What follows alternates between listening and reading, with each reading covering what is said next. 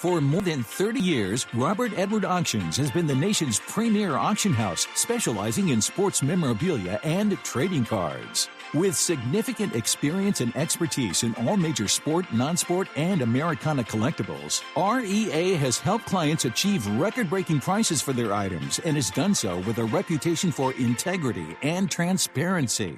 By actively partnering with collectors and enthusiasts throughout the entire process, REA has created the hobby's most trusted forum for selling high-quality collectibles. Go to robertedwardauctions.com for more information on how to buy or sell in their next auction. Experience, quality, consistency, and the quickest turnaround times in the grading industry? We are proud to partner with SGC Grading. Check them out at www.gosgc.com.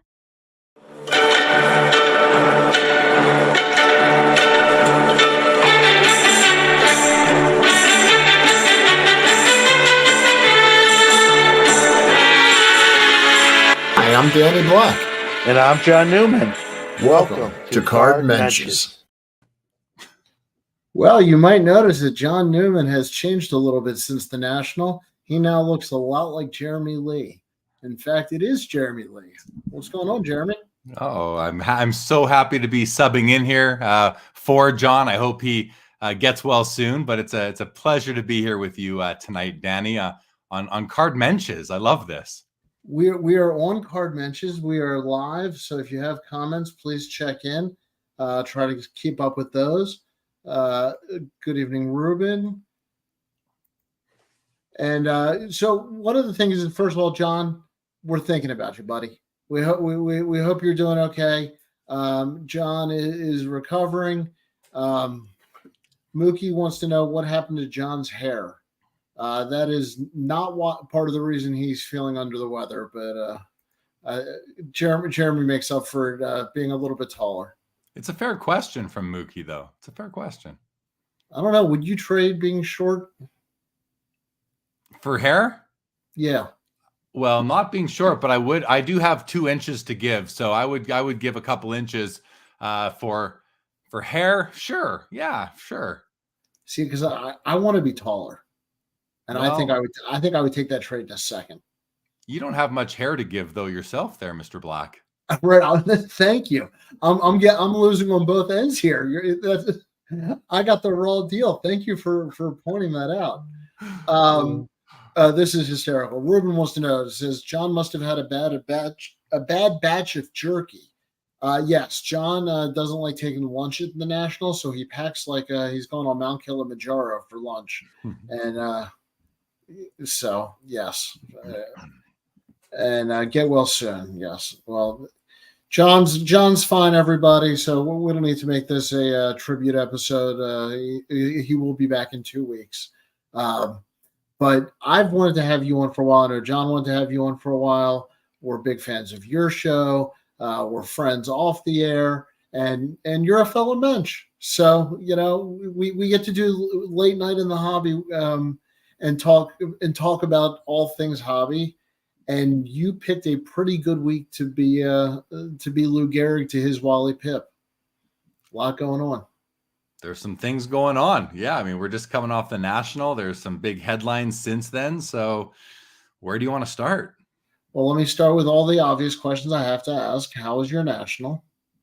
It was great. It was 5 days of hobby heaven. It was hot as hell, but it was hobby heaven for a couple of days there when, you know, the air conditioning got a little bit overpowered. But, you know, outside of that, I'd still rather be there than not. And, you know, I had Danny, you know what it's like. There's just the hobby's become such a great community in recent years because of social media that you go there and you know so many people, and there's tons of conversations to have and people to talk to and catch up and really further those relationships. You know, I see Mookie. I didn't run into Mookie. There's so many people that I didn't run into, and then there's people I ran into 3 or 4 times. It was just luck of the draw. The mensch off the bench. Right. I believe Team Israel actually created the mensch on the bench. And that's what they called their manager, was the mensch on the bench. So, You're the mensch coming off the bench, I guess.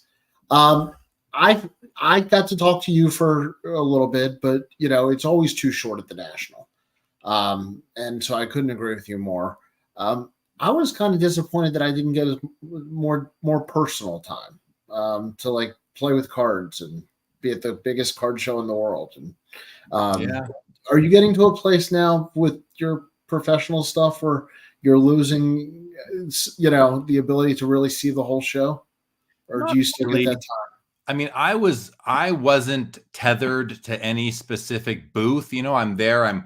I'm part of TAG. I'm representing TAG, but I wasn't part of the production of the on-site grading. I wasn't sort of on staff while I was there.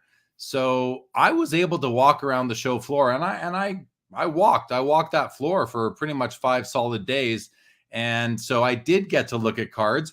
I guess the funny thing, or the way it worked out, was I spent all my money on, what was it, day, I guess the Wednesday, I think it was Wednesday. I spent all my money. So I was out of the game after that, but I still wanted to be there, and I still enjoyed walking around. So, well, on Card Mensches, we don't hide anything. You and I saw each other Thursday night, and you were debating whether or not to make a purchase. So that was okay. So it was that later that night I actually consummated that deal. So it was Thursday I spent all my money. Yeah. Okay. It's all a blur. Because that answers my next question, which was, did you make the deal on Thursday? I did. It was fun. Well, you were there, so we were sitting at the whatever hotel we were at, and Embassy Suites, I believe, and we were at the YouTube get together that Mike Moynihan organizes. And we're sitting at a table, you, me, Rich Klein, Dr. Beckett, Mike Summer was at the table with us. Victor, rookie card, was at the table with us. Palmer, John Newman. It was huge. Yep. Yeah, John Newman we're sitting around the table, and I get a text, and I start asking you guys sort of for advice, like it's a big purchase, and et cetera, et cetera. And everyone was very helpful. Mike Summer was getting right into it with me. Dr. Beckett was giving me his best advice. And then I had to go. I went off to another dinner, and I was sitting amongst a bunch of hockey collectors. And now there were a couple guys there that I knew could opine on the what was fair. Anyway, ended up pulling the trigger from Moretti's restaurant, and I text the guy, I go, deal. And he writes back and he goes, okay, so how do I get you the cards? I said, I'll see you at the show tomorrow. He says, I'm not going to be there. I'm leaving at noon back to California. I said, well, I'm at Moretti's in Rosemont.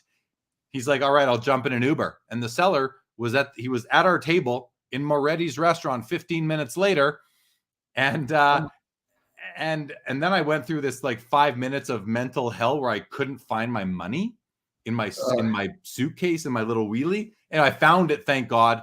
And paid him and had the cards. I have the cards right here with me now. So we'll pull it out, and we'll say hi to Simon. Simon, awesome seeing you at the National.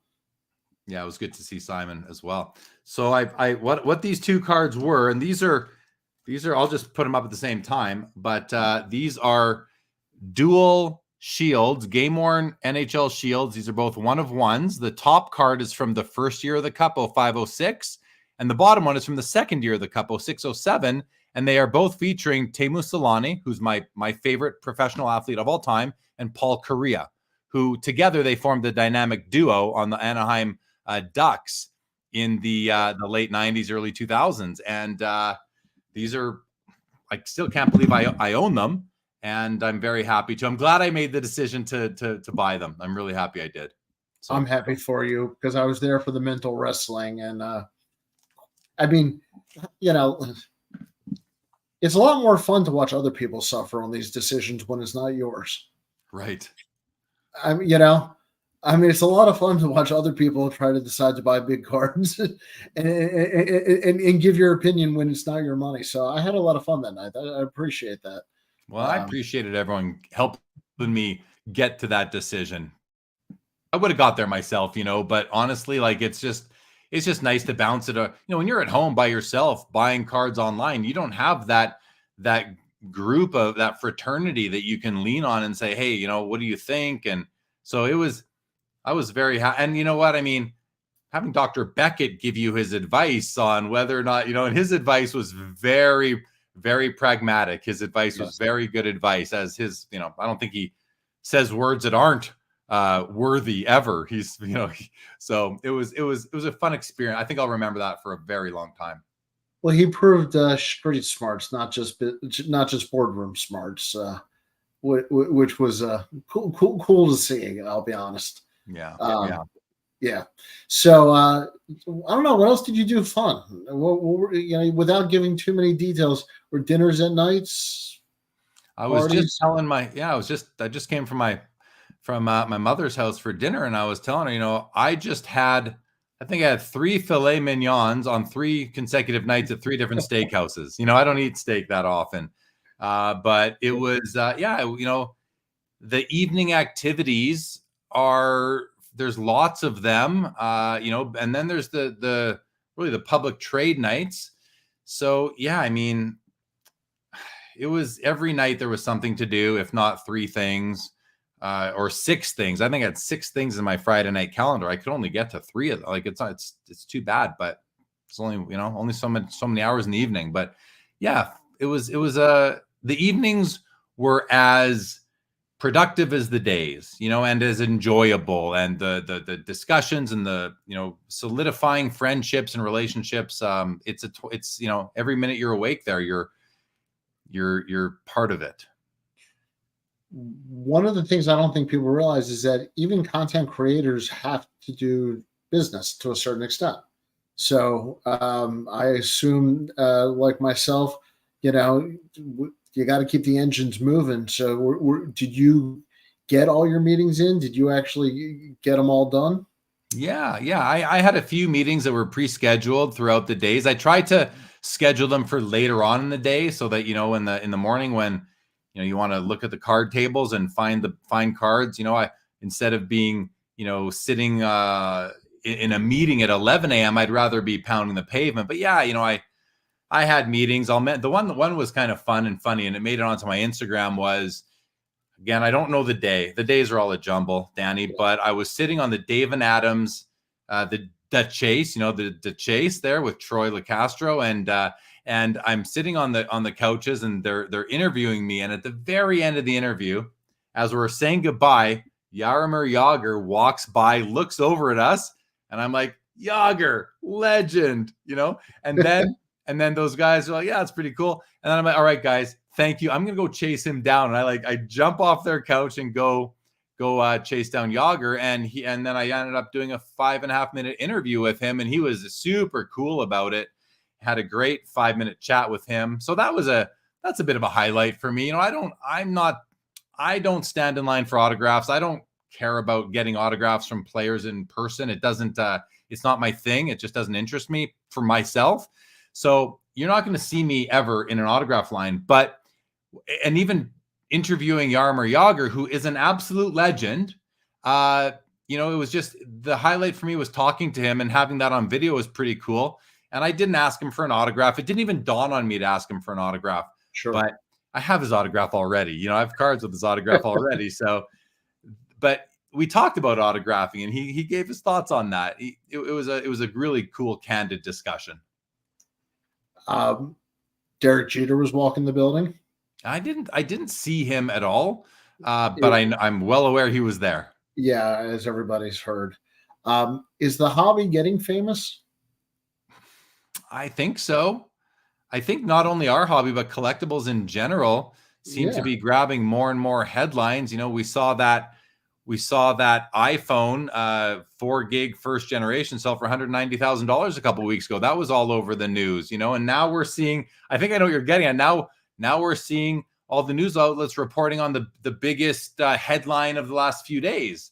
So, the trading card wars, I think, was the headline. So, between Derek Jeter and there's been a few other things going on lately with Jerry West and Bill Walton. And I mean, I think the hobby is, I remember you go back 3 years in the pandemic, and that there was that whole discussion, Danny, about what inning are we in?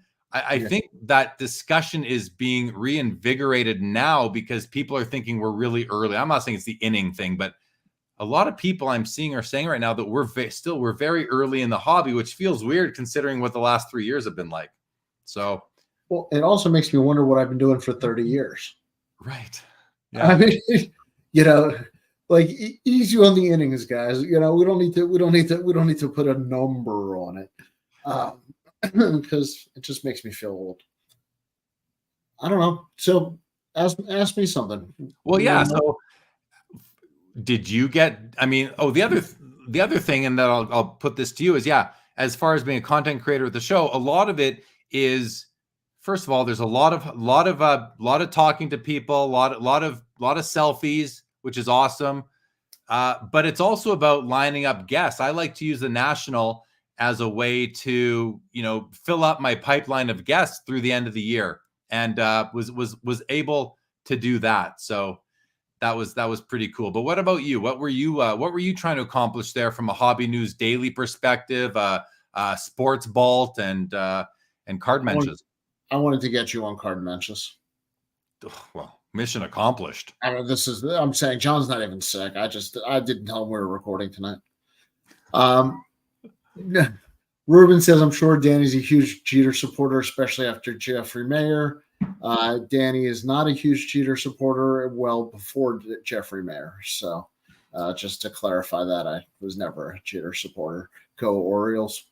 I went looking for cards. So we'll get back to Panini Fanatics in a second, but I went looking for cards, and I wanted to show off cards. So I was hoping you would ask me that.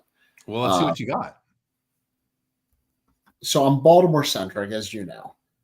Everything I talk about has to be Baltimore related. I picked up his 2018 Topps Tribute Al Kaline, who's actually born in Baltimore, at a 99. Very nice. And then I picked up a little bit earlier in his career, his 54 rookie. I love 54s. So many people love 56s and even 55s, and I love 55 for the Koufax and the Clemente. But I'm not a big fan of the 56 design or the 55 in many cases, but I love the 54s. I just love them. I'm actually putting the 57 set together, and I was sure I was going to get the Brooks Robinson rookie at the National. Like, I had made up my mind. It was done. I mean, I don't mean to brag, but the eye appeal on this thing is ridiculous. It looks really nice. It's just one of these, and this won't do it justice. But for a four, I mean, the centering's great. It looks to have some, on a 4, you're going to have a little bit of rounding on the corners, and you have a bit, but it's not like, I like that.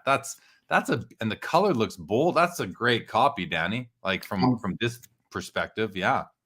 And the other card that I'm a huge fan of is the 33 Moberg, 33 Gaudy Moberg. Moberg, for those of you who don't know, actually was a spy for the United States, and it wasn't known until years later. It's a great story. There's a book, there's a movie, and he was Jewish. So I've bought and sold this card numerous times. It is the 33 Gaudy Moberg rookie. But the one, and I love this, because somewhere there's a story. There's a chicken on the back, Jeremy. There's a chicken on the back. That's great. There's a chicken on the back. So that's my chicken Moberg. I couldn't resist. Yeah, that's really cool. I didn't pick up any vintage at the show. I only picked up four cards all week that I got at the show, but I did pick up cards that were delivered to me, got a couple of presents. And then wait, I never got back to this. So you have hockey card Uber or hockey card Uber Eats? Is it you just order cards and they get delivered to you? Yeah, exactly. I can tell them where I am. No, I used so Ship My Cards had a delivery for me there. Also I sent stuff to my brother in Arizona. He brought some stuff to me, and then there were just some, like this card here this is a 2013 Panini Prism Gold Timu Solani out of 10 that was delivered to me. The seller was in Florida, I bought it. We did the deal on Instagram, and he shipped it to Mitch, who's in Chicago, and Mitch brought it to me, so it didn't have to cross the border. This is like who saw Ferris at 31 flavors. Yeah. Yeah. That's crazy. That's cool though. And by the way, the gold on that sparkles like crazy. Sparkle. Last night I was showing it to my wife, and I said, she was looking at it like at the bedside, and the lights were off in our room, and she's like, "Yeah, it looks nice." I go, "No, honey, you got to go in the light, go take it in light." She's like, "Okay." So she goes into the bathroom, and she's like, "Oh yeah," like she really liked it. Like this is a very shiny card. I mean, that's sharp stuff. Ladies and gentlemen, that's why you go for the HD setting when you do your recording. Mookie wants to know, and I don't know if you want to go first or tap out, but we take all questions here. Were either or both of you talking to new potential business partners at the National? Anything cooking you want to share? I did. I've got one thing cooking. I'm not at liberty to disclose it yet, but I've been, as Mookie watches my channel. I'm grateful for that, for Mookie and of course everyone else. But I've been really building out my live auction services business, if you will. I started with PWCC it's almost 2.5 years. I've been covering auctions for them, and I'm up to 7 clients or partners, whatever you want to call them. And I talked to another one at the show that is a substantial player in the hobby that I'm looking forward to and hoping is going to turn into partner or / client number 8 for my auction services. I guess I can call it a business because I don't do it for free. So I'm hoping to add number 8 to my roster of partners, and that was just a really serendipitous sort of thing that I'm happy about. Yeah. Mookie, I will answer this in 2 directions. One, yes, Card Mensches did talk to some people, and hopefully we'll have some stuff to announce. But as you know, I'm involved in Hobby News Daily and spent a lot of times in meetings for that. And so actually we'll have some big announcements on that coming up soon. So yes, definitely part of the reason you go to Chicago or for these things. But I will tell you, this is a lot more fun. Yeah. Nothing against anybody that I had meetings with, please. Nothing personal. But if without this cardboard, none of us would have been there. So that's the truth, right? I mean, someone said, I forget where I saw it, but someone said, it's a trade show. Like the National it's not just a card show. You've got all the corporate there more than ever. Some people tolerate it, some people like it, some people don't like it, but it's a part of it now. But it's really a gathering of most people who are very active in the hobby, maybe even more than just as a collector. And so it's the place to be if you want to develop some relationships and build out some partnerships, or just even plant some seeds. It's a good place to start. Ruben says Danny signed an endorsement deal with Hebron National Hot Dogs.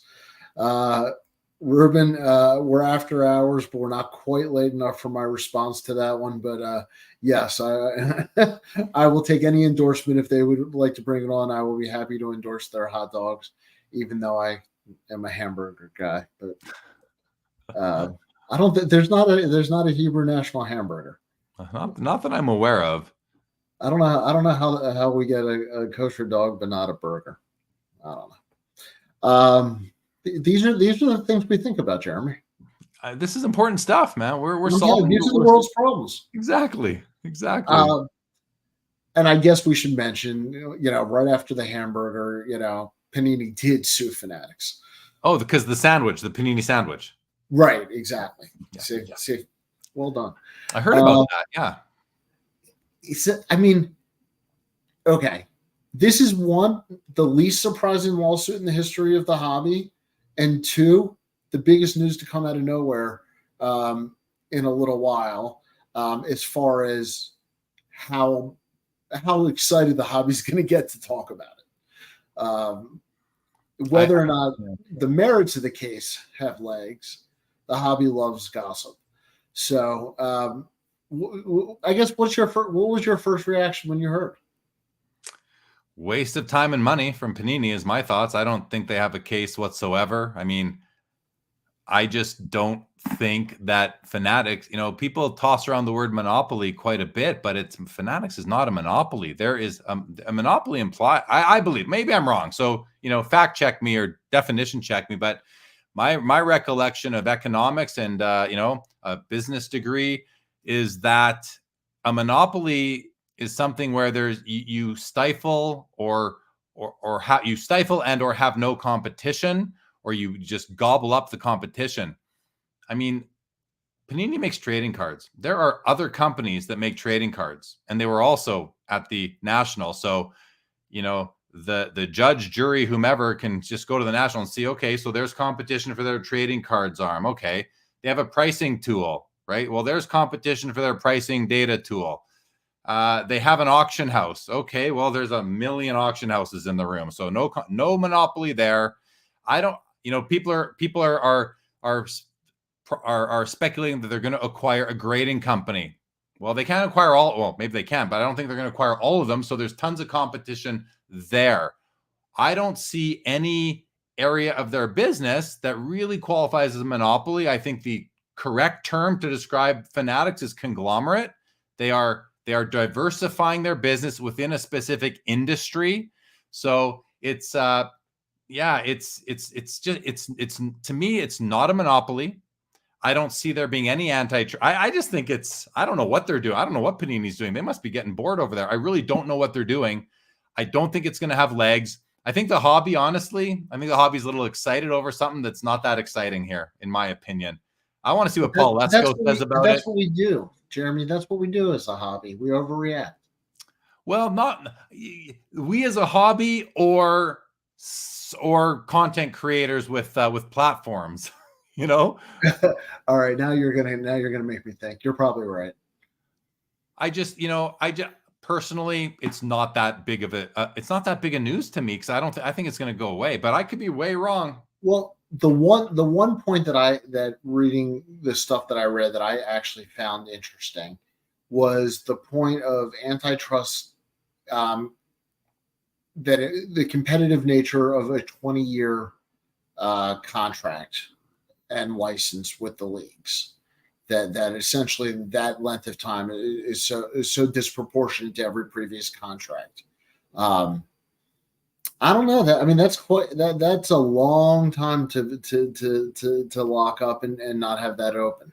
Well, but think about that, right? So then Panini really should have named Fanatics, MLB, MLBPA, and NFL, et cetera, right? NBA, NBAPA. It should have named them all in their suit and their claim. Stay tuned for part 2. Well, but if they do that, you think those bodies can decide to do business with Panini or not? They'll say, they're not going to sue the people. If the government tells them they have to issue 2 licenses, well, now they're going to call Upper Deck, and Panini can go pound sand back to Italy.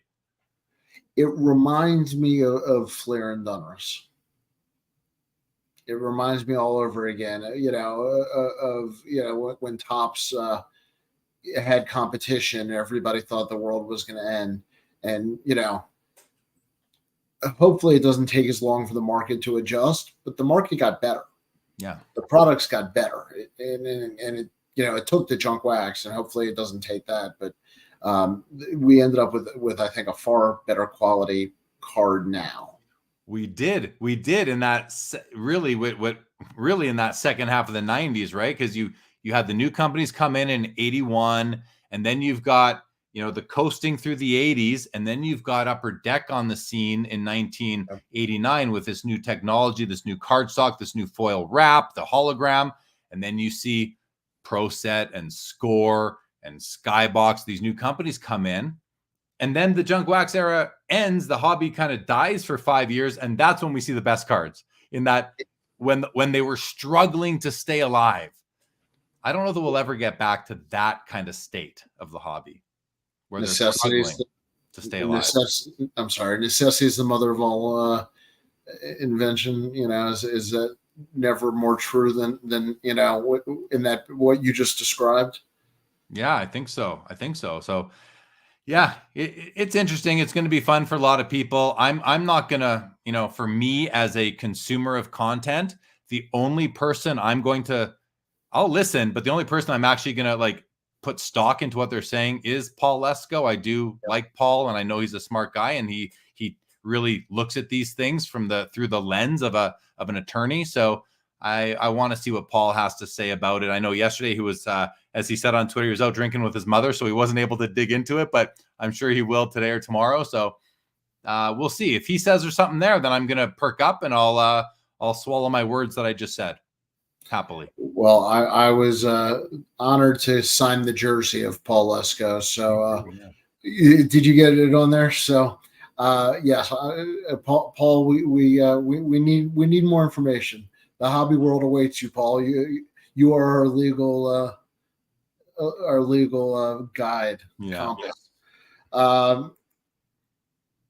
Good to see Brendan Ryan. Good point, Jeremy. Hello, keep the card companies hungry. Yeah. I mean, what do you think of what Upper Deck has done as a business model? And do you think they should change if the opportunity arose in this situation? I think Upper Deck would embrace being able to make baseball, football, and basketball cards again. I think they would embrace it, but Upper Deck they're very content where they are right now. They've got a good business going from what I can tell. I had the president, Jason Mashra, on my show 6 weeks ago. I mean, they seem to be doing just fine with their hockey and Marvel licenses and memorabilia. Upper Deck authenticated, they've still got Gretzky and Jordan. They just signed Connor Bedard. Like Upper Deck's doing fine. Upper Deck makes, and I believe Upper Deck makes the nicest, the highest quality cards. I'm not saying that their cards do come out of packs damaged. I understand that, and I'm sure they wish that didn't happen, but it does. But overall, I'm happy. I feel very fortunate. I collect all sports, Danny, but hockey's my number one, and I feel very fortunate that we have Upper Deck in the hockey world and not Panini. I'm shocked to hear hockey was number one, by the way. I've always wondered why they haven't gone unlicensed in the other sports. Well, maybe, you know what? I mean, that would be, I saw someone made the comment earlier. Oh yeah. Simon said, pot calling the kettle black, which is Simon always has smart comments, but Upper Deck has had their beef with Leaf for making unlicensed hockey cards. So if they went and made unlicensed basketball, baseball, football cards, which they do. I mean, this product right here has LeBron James, Michael Jordan, but they're not making the whole league. They're only making players that they have a deal with. So I think they do it differently than Leaf does. But I don't, if they were to do what they go after Leaf for doing, how's that going to look in court when they're going after Leaf here and there? So. Yeah, my feelings on Leaf, I'll leave aside, but I think the quality of the Upper Deck product would be appreciated by fans in other sports. For sure. And that's the perspective I was taking on it, that a lot of the unlicensed products that are put out, I think, are very mediocre. Yeah. Listen,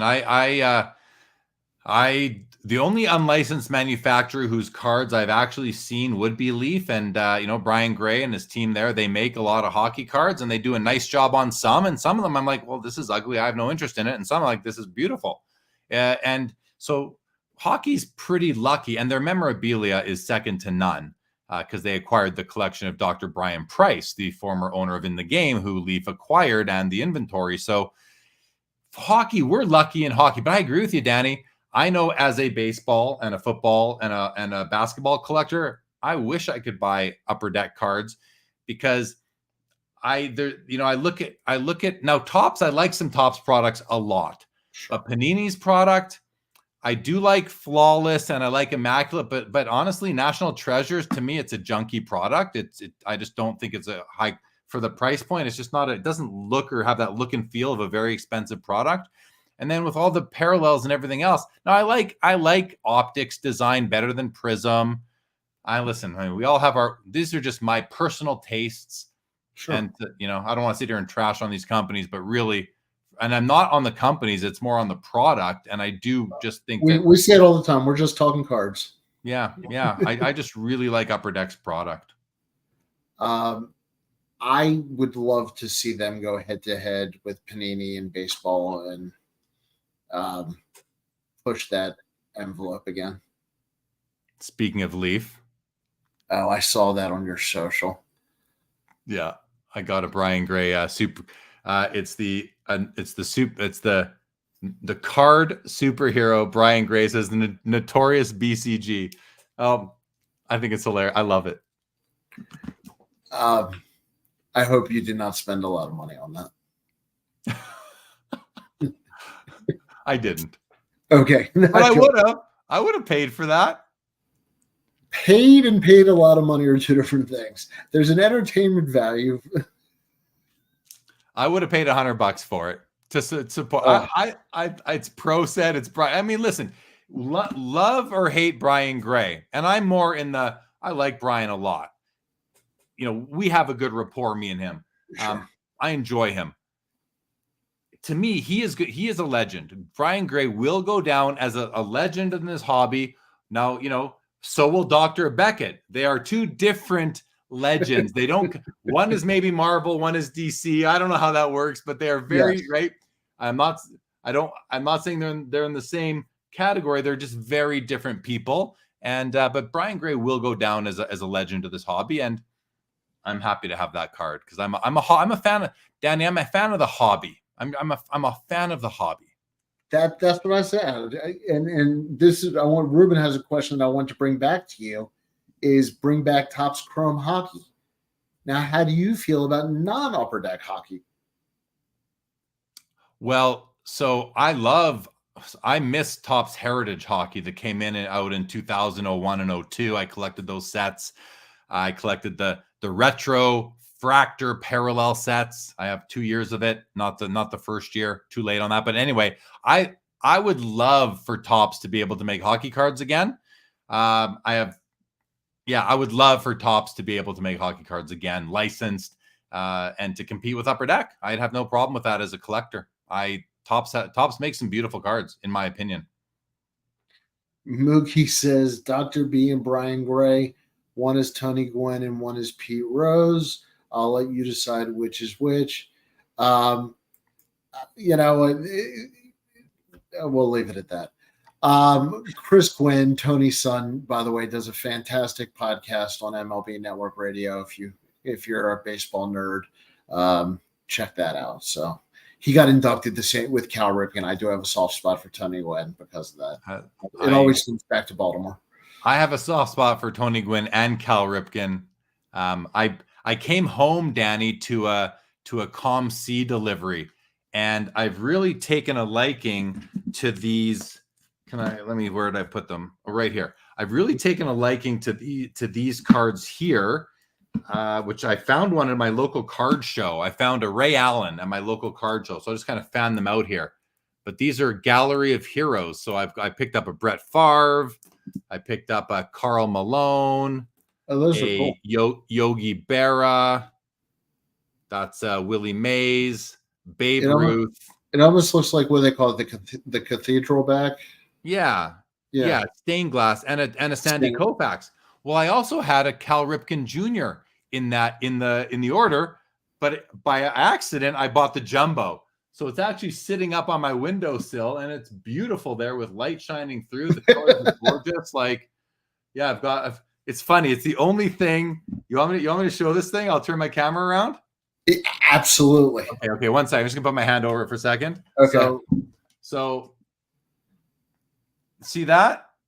That's hysterical. That's the only. So you can see it right there. Stained glass by Cal Ripken. Yeah, that's the only card on my windowsill. These two showcases are empty. Those are showcases that I actually sort of emptied out before I left town for the National, and I'm going to refill them now that I'm home. Which might lead maybe to your answer here, maybe not. If you guys could hold on to one memory for the National this year, what would it be? You go first. That's a great question. One memory. Well, I'm going to give two different answers. One at the National and one away from the National. At the National, without a doubt, getting my Moberg, chicken back and all. There's a story there. Somebody put a chicken on the back of this card, and I'm dying to know it. And to me, it's one of my favorite purchases ever. Is my chicken back Moberg. Away from it, the fillet. Jeremy, you said it. I don't, whether it was Harry Carey's or Gibson's or Sullivan's or wherever you ended up, it was filet, medium rare, Pittsburgh style, with a side of potatoes, and the company is what makes the memory. But let's be honest, a good piece of meat never hurts. Yeah. Yeah, I was saying I had back-to-back fillets. It was Morton's, Gibson's, and Capitol Grill night after night after night. A lot of steak, but and one of those was my second dinner because I was at another dinner, so I couldn't even finish my fillet. I think that was a Capitol Grill, which was delicious. For me, memories. I'm going to do the same thing you did. One in the National, one away. So in the National. I mean, there's lots of great memories, a lot of people I saw, but I took a picture, a 3-person picture with me in the middle. On this side, I had Lamim James, and on this side, I had the man behind Card Porn, and I got a picture with the three of us. So that was, which I promised not to share, and I won't, but that's kind of cool. I mean, 2 legendary accounts in the hobby, and, so that was kind of cool. And then away, it's going to be that moment that you were there at that table. Again, with John Newman and Rich Klein and Dr. Beckett and Mike Summer and Victor and Courtney from Reckless Cards. She was there at the time. I think I'm forgetting somebody, and I so apologize. But that was getting advice from people that I respect. Like everyone that was like, kudos to Mike Moynihan. Put on just a lovely evening there. He's done it's the 3rd year I've been there for that, and it was just nice to see all those people there, and even people that I've had beef, the word I'm using lately, I've had beef with, and shaking their hands, and it was that was a great experience. Sometimes even table bets with friends can be a good time when you run into people. So I've heard a lot of people say that you and I entertain them very much. So we'll leave that off air.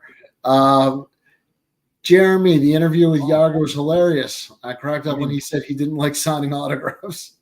Well, what he said, yeah. So that's also a memory in the show that luckily I caught that on video. But yeah, that was awesome. And what he said was, he didn't like signing autographs for the same people every game. When every time he'd visit whatever city, he said you'd see the same people, and that they're just selling them.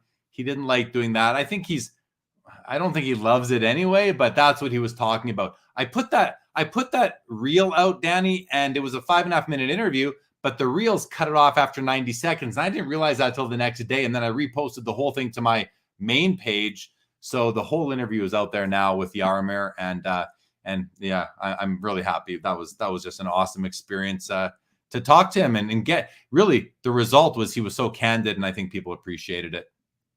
Was he caught off guard that did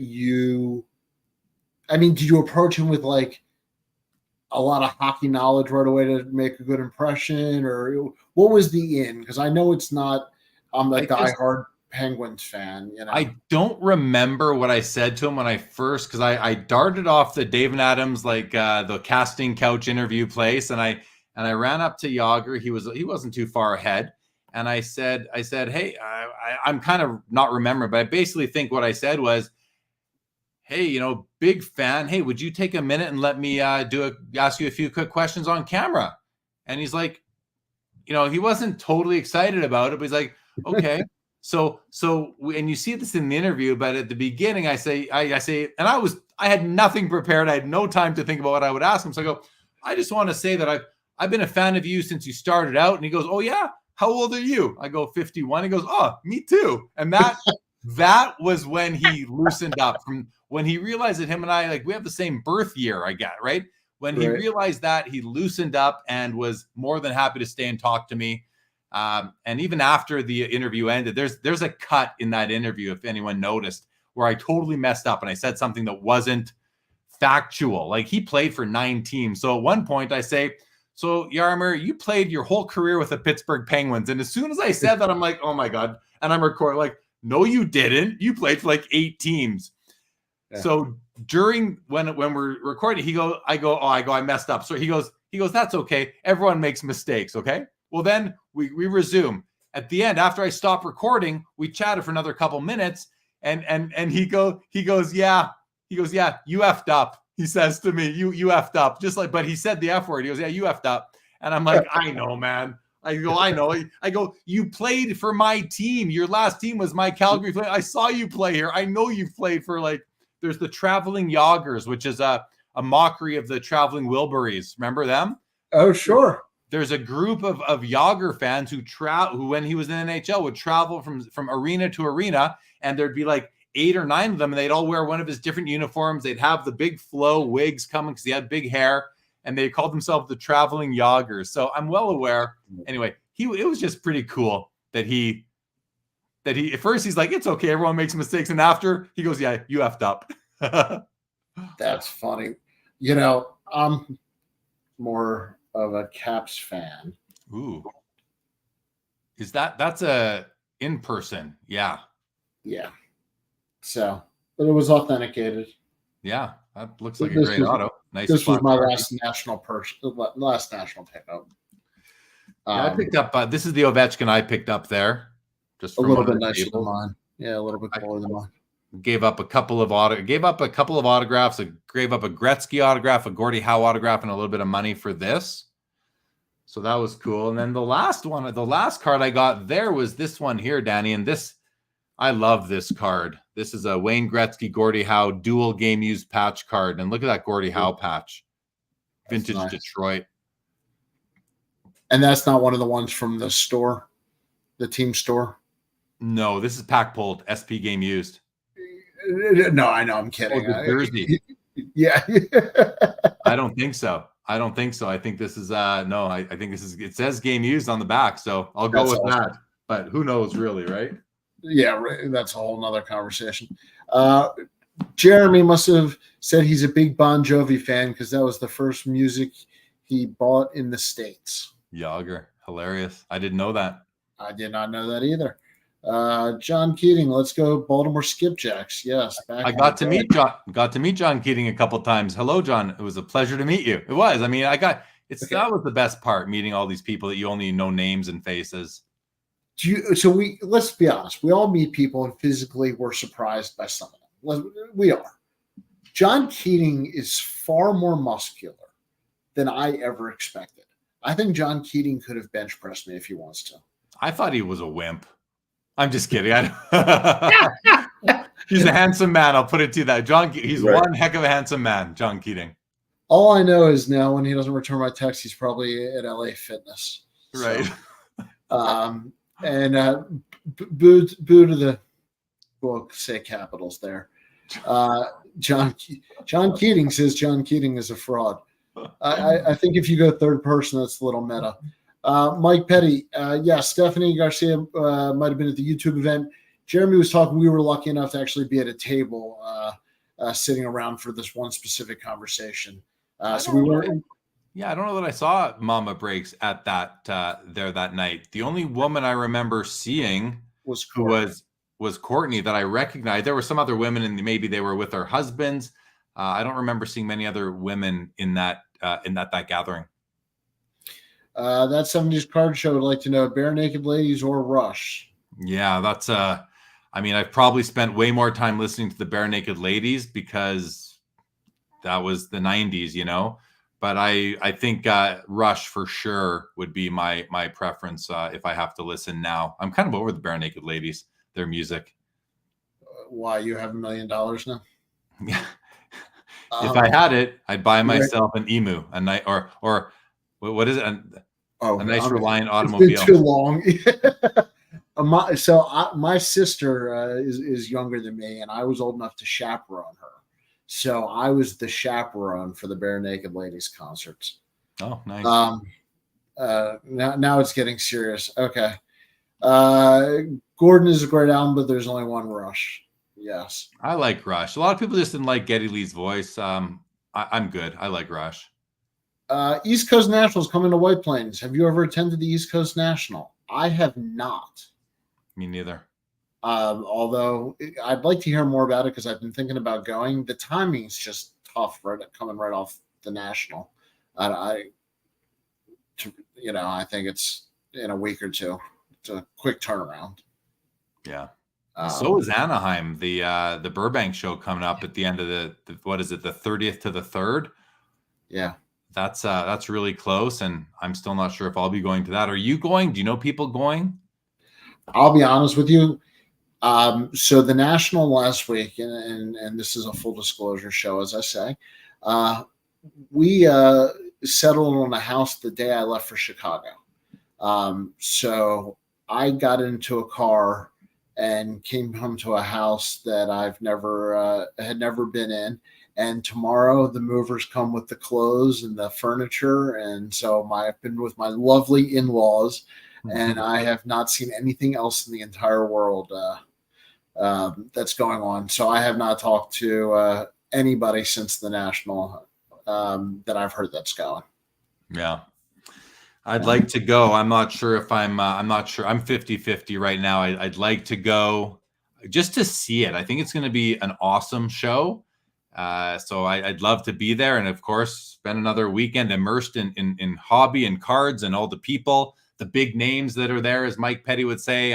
Look forward to seeing the big names, the small names, and the medium names.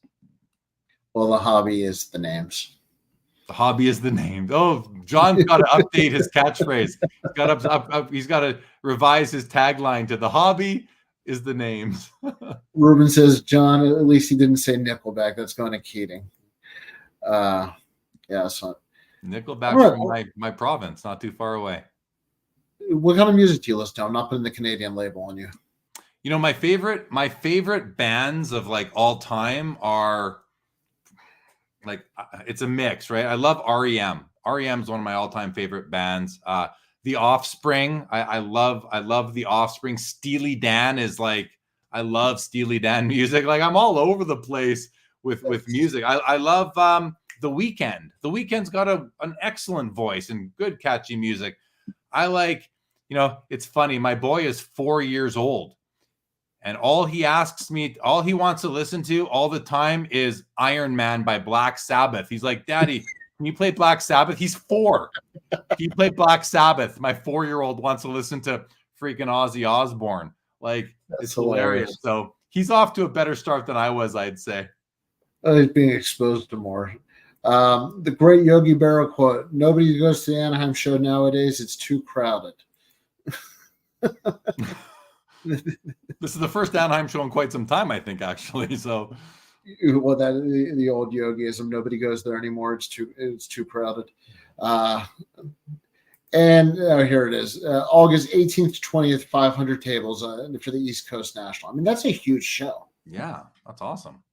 I mean, good for them. I'd love, like I said, if anybody goes, certainly in 2 weeks, or leave in the comments. Love to hear more about it.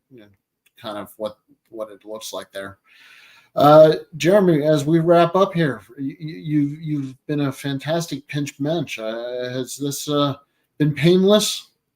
Yeah, it's awesome. Oh, I want to also mention the Red Hot Chili Peppers, another one of my all-time favorites.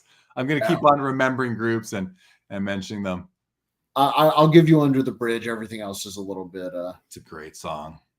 Whole album. Even the Californication album is Blood Sugar Sex Magic and Californication. I was about to say. Yeah. They just put one out like last year, and I listened to it once, and I haven't gone back to it. I'm a little bit older in my taste in music. No Gordon Lightfoot, Mookie wants to know. I'm a Doors, Dead, Stones, Beatles. I love all that too. I love all. Yeah. I was thinking The Doors a few minutes ago. I love The Doors. The Well, Doors that's why movie. when you said the traveling Wilburys, right in my wheelhouse. Yeah, I perfect. mean, it really is. And by the way, if anybody's never heard of the Traveling Wilburys, PSA moment here, public service announcement, not grading company. Traveling Wilburys were a kind of a superstar band that put out 2 albums. It helped me on this one, but it was Roy Orbison for the first album, and then we have Bob Dylan, Tom Petty, George Harrison. Oh yeah. I go foggy after those 4. Yeah. Needless to say, like ridiculously cool and good album. Hard to find Phil and Menches. I'm only half a mensch. Mazel tov to my handsome friends. Sundown, you better take care. By Tom Petty rookie cards. I love it. That's awesome, Mike Petty. Great comment. Hysterical. The guy from ELO. Yeah. Electric Light Orchestra. And Jocelyn. All right. Well, on that note, Jeremy, thank you for stepping in. I really appreciate it. John Newman, we hope you get better. Jeremy, tell everybody where they can find you. Calgary, Alberta, everybody. Yes, come to his house. He's got a lovely sleep sofa. You're invited any night. Have an extra. I'm in one of I have a 2 bedroom in my basement. This is one. I've made it the studio office, and the other one's over there. You're all welcome. You can Sports Cards Live is my YouTube channel, and my Instagram handle is right below my name on the screen. Glad to be here. I hope John Newman feels better soon. It was great to see him at the National, as always. Great to see you, Danny.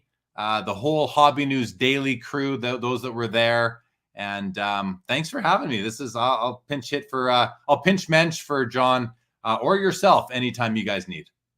Well, I appreciate it. To everybody else, see you in 2 weeks. This will be on audio Monday on Sports Card Nation podcast. Take care.